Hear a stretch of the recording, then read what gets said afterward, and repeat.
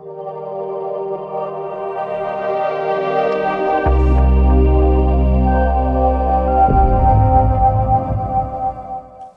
your true potential with the Leadership Community, where we empower men to embrace self-awareness and authenticity. Introducing the Leadership Community, where we believe in helping men become the best version of themselves. It all starts with self-awareness, and we encourage men to take a step back, pause, and reflect on their thoughts, emotions, and behavior. Embrace their authenticity and break free from societal expectations. Here are just a few testimonies from individuals. Leadership helped me develop self-awareness and embrace my authentic self. And now I feel more confident and fulfilled. Question: are you ready to unlock your potential? If so, join the Leadership Community today. Welcome on into the Leadership Podcast. I'm your boy, Dwayne Roberts. Listen, guys, I got a phenomenal guest today, man. He hails out of New Jersey, Dennis Morolda. Did I say that right? You got it, Dwayne. You got it, Dwayne. All right. Phenomenal, man. Dennis is a father of 3, mentor of countless young men, and founder and CEO of Building Men, a motivational destination for real talk about purpose, mindset, relationships, and connection. His foundation is a building block toward success. He's a former teacher, coach, and principal. Most importantly, he's a family man, and he loves to build men. Listen, fellas, give a warm welcome to my friend, Dennis. Welcome, Dennis. How you doing, brother? Yeah, I'm good, my man. Thank you for having me. Really appreciate it. I'm excited, man, that you took this opportunity for us. So definitely want to shout you out and the work you do, man. Please, man, let the people know a little bit more about you and how you desire to serve. Oh, my service is for other people. I'm definitely other-centered in that I look at my life experiences, trials and tribulations that I have gone through, and taking those opportunities as gifts to help especially young men and their parents, young men that are going through the really difficult terrains of adolescence. I mean, I'm sure you remember, people that are listening remember how challenging that was, your middle and high school years, all the changes going on, the awkwardness, the hormones, everything like that, socially, emotionally, physically, intellectually. And so what I try to do is take my mess as I was growing up and make it into my message to help other people. And that's how I try to serve, is by using things that I've gone through, experiences that I've had as a teacher, as a coach, as a principal, and help young men avoid a lot of the pitfalls that I experience and men that I know have experienced in their own lives. Man, no, that's phenomenal. Turn your mess into a message, man. Give us a little back history on that. Like, who is Dennis, and what's some of the mess that Dennis had to find himself? Right. I told you I'd give it to you straight when we got on. The authenticity piece is so important to me. The journey of Building Men really started back in my youth. I had a father who was more abusive than he was loving to me, and a lot of any love that I felt from my own father was around sports. I was a good athlete growing up. I played football, I played basketball, I played baseball. He coached a lot of my sports, and he was that coach that was on the sidelines yelling and screaming, belittling the players, and especially me as his son. You know, he had a bar where he held people to a certain level, and my bar was way higher than everyone else's. So I was that kid who, if I was unsuccessful at doing something, I would turn and look at my father, and I knew what was waiting for me on the van ride home. And so while he was my hero when I was a little boy, I was scared to death of my father in my middle school age years. And, I have a really traumatic story around, a couple kids in my middle school. When I was 12 years old, I was a 6th grade kid. There were 3 boys that were older than me that were 2 years older. So they were 8th graders when I was in 6th grade. And I would play with these kids. Again, I was a good athlete, so I was able to compete with older kids. So I would play with these kids on the street, playing basketball, pickup games, this and that. And so the spring of my 6th grade year, this is going back all the way to 1989, I made the middle school baseball team. And it was a big middle school, and a lot of the teachers said that they don't remember a kid my age making the team in their career. So it was a big accomplishment for me. And when I made the team, these boys got cut from the team as 8th graders. And as eighth grade kids going through their own traumas and things like that in their own life, they took out a lot of their frustrations on me as the kid that made the team. So they started to pick on me and they started to make fun of me and push me around in school. And I was scared to death of these boys. And then they started to make it more physical. They'd throw me into the locker. They'd push me off the bus. They would chase me home from school. And I got jumped a couple times from these boys, and I would walk home with a bloody nose or a black eye or something like that. Never told my father that I was getting picked on and getting beat up because I knew what that would turn into. So, Dwayne, one day we were driving home from baseball practice, drove past these boys, and one of them screamed out, I don't know if I could curse on this, but F you as loud as they could. Yeah, yeah. So, Man, speak freely, man. yeah. But yeah, and share your passion, brother.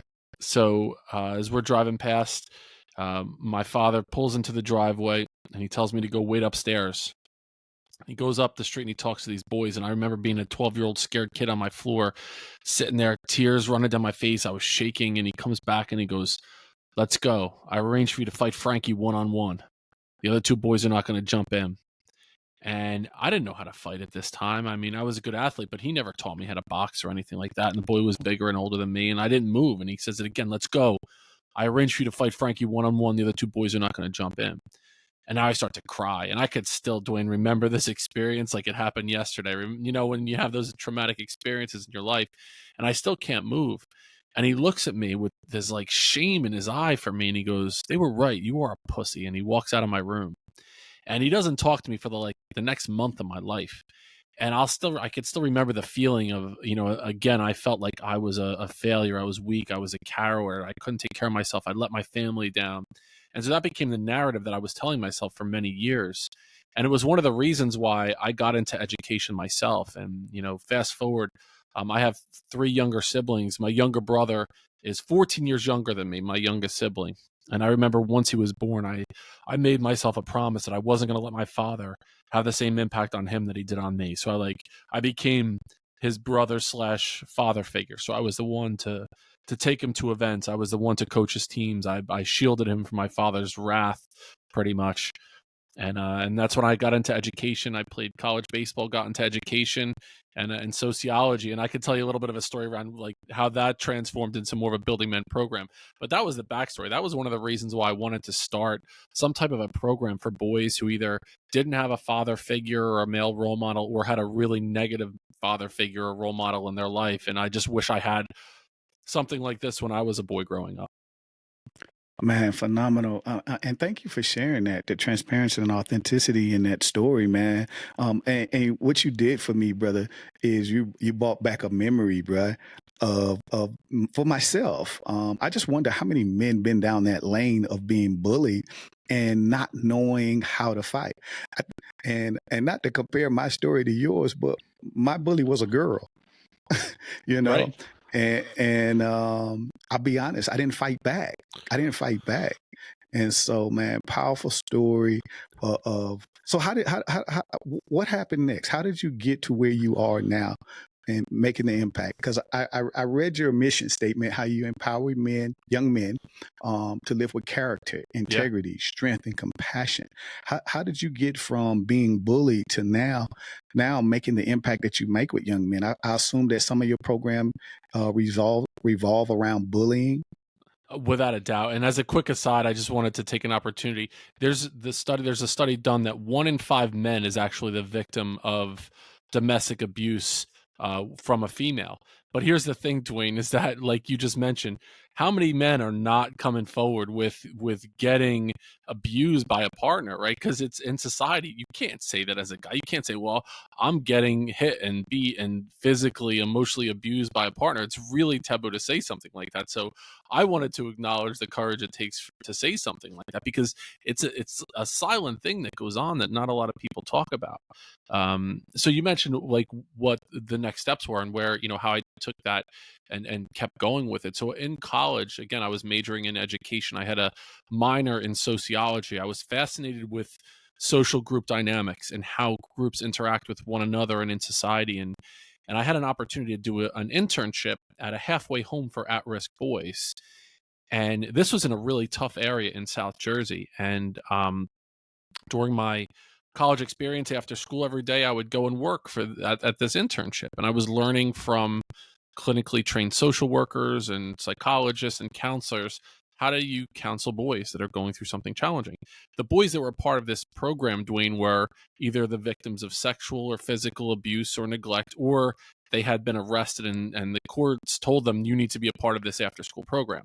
Right. Okay. So as I'm learning this, the tricks of the trade on how to talk to kids that are struggling in some capacity, they hire me as a van driver. So now I'm making like $7 an hour. This is back in like 1999 or 2000, making $7 an hour after school, going picking up this big white van and driving all over South Jersey, picking these kids up who are, troubled kids. And now I'm getting them in the back of this van, driving them to this place, spending the next 6 hours with them, and then driving them home at 10 or 11 o'clock at night. And after a while, what started to happen, Dwayne, was these boys started to open up on the van ride home. They started to talk to me as a 21-year-old young man about things that they weren't talking to the counselors about. And then all of a sudden, they wanted to take the long way home. And then they wanted to be the last one dropped off so they could have time to debrief with me about things. And I recognized right then and there, I'm like, I'm going to do something with this. A lot of the things that I struggled with myself, I was seeing similarities and things that these boys were struggling with in their own life. So I decided I'm going to do something with it. I don't know what then. I didn't know what it was then, but that became part of my mission. Man, that's so beautiful, because I just see you. I see you operating in a place of purpose, right? At a young age, because at 21, at a 21-year-old, the last thing I want to be doing is, well, driving a bus might be a little easy, but the last thing I want to be doing is committed to someone else. But I heard you say that, just looking back and reflecting on my own life, I was trying to figure out, how can I make that impact? So you literally fell in this place called purpose in your life, man. Oh, absolutely, Dwayne. It's interesting. What I recognize is that, and I tell this to young men all the time, that the things that you have gone through, those challenging experiences, those traumas, those adverse childhood experiences, they're not your fault. It wasn't my fault that my father was abusive to me. It's not your fault if you're the victim of things that are going on, but it's your responsibility to deal with it. If you don't take ownership over things that have happened to you, and even though it wasn't your doing or your fault, you have to deal with it. It's your responsibility. And then I got to this point, where I thought about it in a different way. So it wasn't my fault. It's my responsibility. But now I think of it as my privilege. If I didn't go through that experience with my dad growing up and all the challenging, and that was just one example of many. If I didn't go through those things as a young man, I wouldn't be doing what I'm doing right now. So I'm so happy that those things happened to me back then. I'm really glad, because now I'm taking those things that happened to me. Now I could potentially impact the lives of another kid, or 10 kids, or 100,000 kids in the future, and they could be better men because of that experience that I went through. Yeah, no, that's phenomenal. So I'm gonna make this assumption, and you can correct me. So you never did take on that challenge that your dad set up for you. No, I never. By the time I got to high school, Dwayne, I went from that time when I was dealing with those boys. I was maybe 5'5", 5'6". I got to high school and interacted with them again, and I was 6'4", over 200 pounds, and it just They probably had a change of heart by then too, right? 100%. It just, at that time, I had grown to a point where I didn't. That was when the year that my brother was born as well. And I started to think about, would it feel really good to go beat those kids up, especially the one boy? It would have felt great. But then I started to think of, too, I felt really sorry for him at that time. I know that he had gone through abusive situations in his own life, and he was taking it out on me because he didn't have the capacity to deal with all the things he was going through. So I did not. Could I have? Yes. Especially by the time I got older. I'm 6'4", 225 pounds. I started playing sports and lifting, and he stayed the same height that he was in 8th grade. So it's like that old milk commercial that I remember growing up with the kids drinking milk and it comes back. Good. Yes. Yep. Absolutely. Oh man, that's phenomenal. All right, Dennis, man, phenomenal story, man. Now tell me more about building men. So when I started I went through my first year as a teacher. My third day teaching, Dwayne, in Central New Jersey was September 11th of 2001. That was my third day in the classroom as a teacher. And right then and there, I recognized it's not about the curriculum, it's about the connection. And knowing the kids you teach is way more important than knowing the content that you teach to them. Yeah. So I decided, I was like, I'm going to base my philosophy in education on being centered around what do the kids need, what are their developmental needs. And I started to recognize right away that kids have 5 needs. It's the need for autonomy, to have their voice heard, the need for competence, to feel like they're good at doing things, the need for fun. Listen, kids are going to have fun one way, shape, or form. What can we do to make that an engaging experience in our classroom? The need for relationships, not only with peers, with adult mentors, even with themselves. And finally, is the need for safety. So if I can meet those 5 needs as a classroom teacher, I'm onto something. I also recognized, when it goes into your podcast, like the idea of leadership came very natural to me. So after my first year of teaching, I went back to get my master's degree in educational leadership because I wanted to become eventually a school leader. And I did a very fast track program. And after only 4 years in the classroom, I got a job as an administrator, a school leader in Bordentown, New Jersey, in the town where I live, and started off as an assistant principal. And right away, Dwayne, I recognized 90% of my day was spent with like 25 or 30 boys who were being fools, who were getting kicked out of class, getting into fights, disrespectful to the teachers, failing, not coming to school. And so I decided I'm going to start a boys group. Like I was driving in that van, I'm going to do something similar. And so I started a boys group in October of 2005. I called it Building Men, and I had almost all the boys in the school join this program. Wow. And it was cool for me to see. They joined the program, in my opinion. There was a girls group that already existed in the school. And so the girls had their group, and the boys like, all right, we're going to have our group now. And I think they thought it was like, we're going to, look at Playboys and sit around and smoke cigars and drink cognac. I think that's what they were thinking. And I asked them right away, and I said, what does it mean to be a man? Like, talk to me about what is a man to you? Oh, that's and these were boys, again, I was a young assistant principal, and they're like, well, you got to be the best athlete. You got to be able to physically dominate other people. You got to be stronger. You got to have a 6-pack. So it was like physical dominance. Then the second thing, they were like, what's a good man? What's a man? The guy that gets the most girls or the hottest girls. So to them, it was like sexual conquest. Banging the hottest chicks in the school, that meant that you were the man. And the final thing was, you got to have the stuff. You got to accumulate material things, the sneakers, the house, the car, the bling, the whatever. So then it was like accumulation of financial goods or like wealth and things like that. And I was like, listen, if you're basing being a man on how good of an athlete you are, how many girls you're with, and how much money you're making, it's a very shallow lifestyle. And all those things, they're not who you are. They can be taken away from you. So let's base our masculinity, our idea of being a man, on things that are innate, being authentic, like we talked about before, being accountable, having courage, having confidence, being committed, being curious, humility, integrity, respect, resilience, leadership, self-discipline, and then finally service to other people. What can you do as a man to make someone else's life a little bit easier? Like what can you give back to the world and to society? And if you base being a man on those things, now you're onto something, because no one could ever take that away from you. And in 1 year, Dwayne, after starting that program, it was unbelievable what happened in the school. Not only did the boys start coming to school on time, getting better grades, our suspension rate dropped 75% in 1 year. Wow. So this was a school where we had typically suspended like 100 kids a year. It was, it was a school district just south of Trenton in New Jersey. We had a lot of behavior issues, and it totally turned the school around. And that's at that moment I was like, all right, I'm onto something here. I'm going to do something bigger with this. I didn't know what it was at the time.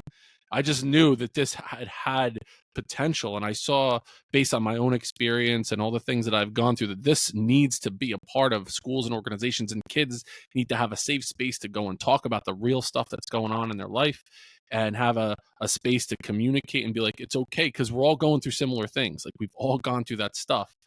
And for many, many years, I put it up on the shelf, and it became that day someday, one day, until finally, about, a decade and a half later, I dusted it off the shelf, and I'm like, okay, I'm gonna do something a little bit bigger with this Building Men thing now.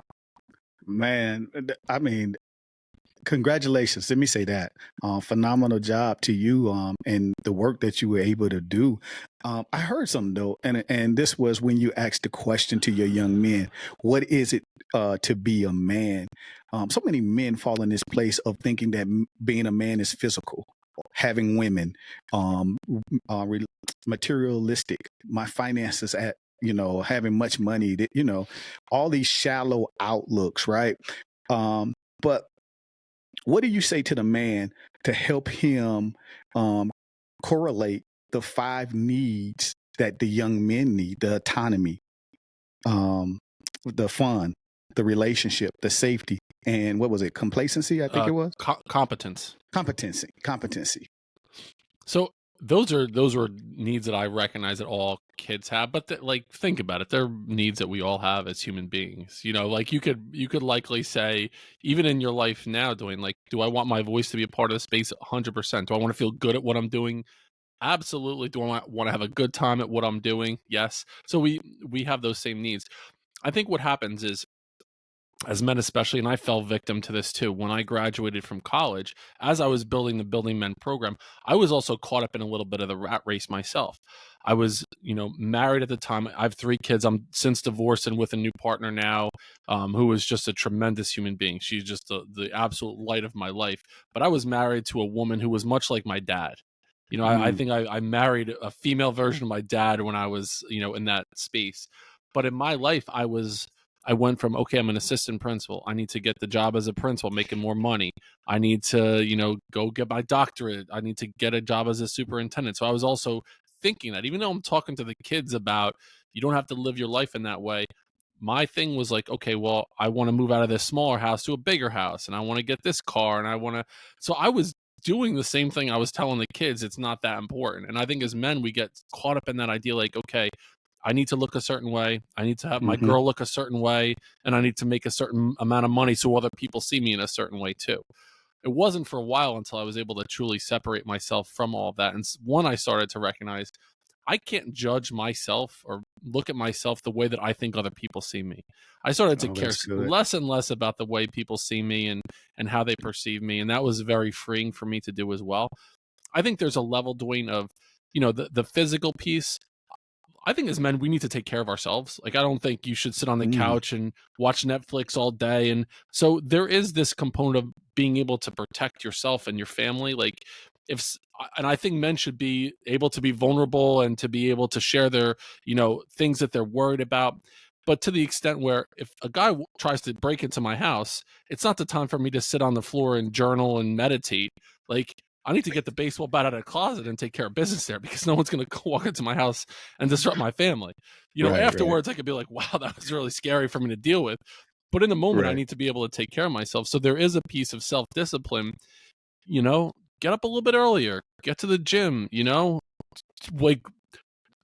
like, work hard and do the things that are tough. And we could talk about intentional discomfort as well. Do Mm, those things that are going to be challenging. And especially if you're leading a family, your kids, it's not about what you say, it's about what they see you do.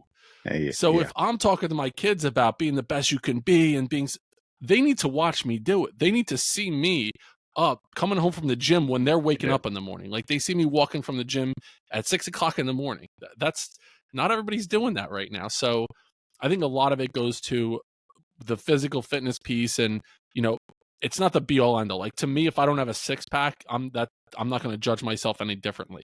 But am I going to train? Am I going to do some type of cardiovascular work? Am I going to strength train? Am I going to eat healthy so my kids can watch me do it? Yes, I think that's an important piece of masculinity as well. Yeah. I think that it sounds like just there's a mind shift for men that needs to take place when it comes to what taking care of themselves, being quote unquote the man. Like you say, somebody come in the house, I need to be able to pick up the baseball bat, not still be journaling, right?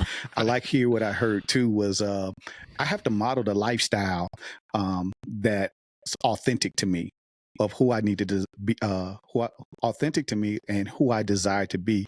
It's got to be modeled so others, and I'm talking family members, my kids, my young men, can truly see what that lifestyle look like. I think that that many of the young men that you encompass, they saw the wrong model of manhood. Thinking that man had to be physical. I just recall for myself, sitting on the block, man. Um, Dudes had wives and girlfriends, and the girlfriends would show up to the spot. You know, and later in life, guess what? Well, your boy modeled that. You know, so having the real role model, the true role model of who you, the male, desire to be, I think is impactful, man. What do you say to those men? What do you say to those men that say, you know what, that's good, but that's not for me? How do you challenge that? Well, usually if that's the case, I like to ask a lot of questions. I mean, and I do think that young men need to witness males having conversations. They need to witness Mm, men together. I try to surround myself with people that have ideas that I want to aspire to be, and how I yeah. want to interact in the world. So for those people that are saying, well, it's about the money, it's about the car, it's about the my bitches with me, or whatever it is, I like to ask a lot of questions. Well, when did you first start thinking about it that way? Who are the people that you Mm, idolized growing up? What was your relationship with your father? What role models did you have as a young man, and what do you hope to pass on to people that are watching you right now? And what happens if someone steals that money that's out of your hand, or you lose your job, or the stock market crashes, or whatever happens, and you don't have the ability to make the same money that you did before? And if you're basing your manhood on the role that's in your pocket, and you don't have that anymore, where are you then? And so I'll tell you this too, my journey with my father, it's gone through several iterations, and um, I try to base decisions that I make. I think about what he would have done and how he would have lived, and a lot of my decisions are based in the antithesis of what I think he would do. He believed it was about the physical appearance. He was a tall, mm, good-looking guy. He was a ladies' man. It was about the girls to him, and about how much money he made. And I remember growing up, and he was a hardworking man. He really was. One of the one things that I can take from my father was he busted his ass every day. He was a blue collar worker. He owned his own business. He owned a painting business, had many people working for him, but he worked every single day. Would get up at 4 o'clock in the morning. I worked with him throughout my younger years as well. But he would come home from work, and he would be like, "Look around at the things that we have. I did this. I made the money so mm. we can live in this house. I could drive this car. I can go on this vacation. I could go to Atlantic City and gamble." But I was like, "Dad, what happens if you get hurt and you can't work anymore?" And he'd be like, "I'm not worrying about that. I don't think about those things." But I do worry about things like that. And Dwayne, this will blow your mind too. When I told my father that I was going to be a teacher, I said, I really want to impact the next generation. Like, I want to teach, I want to coach. He said, "Do you realize if you're a teacher and you have a family, you're going to live below the poverty line?" That was his advice to me. He's like, Like, yeah, you shouldn't teach anymore. yeah. You shouldn't go into that. He's like, "You take Mm, over my business, you'll make a good living." And I never did wow. those things. So those are the polls that I was hearing. So if people were to say that, what would I say to those guys? I mean, I would want to hug them too, because obviously there's some trauma in their past, if that's what they truly believe being a man is. Man, that's real good. That's real good. My final question, man, and we get ready to close this thing out, man. Well, not even a question. I want to open it up, man. Um, what's your word of encouragement to men right now that may be feeling stuck, limiting belief in themselves and need to find confidence? What would be your word to them?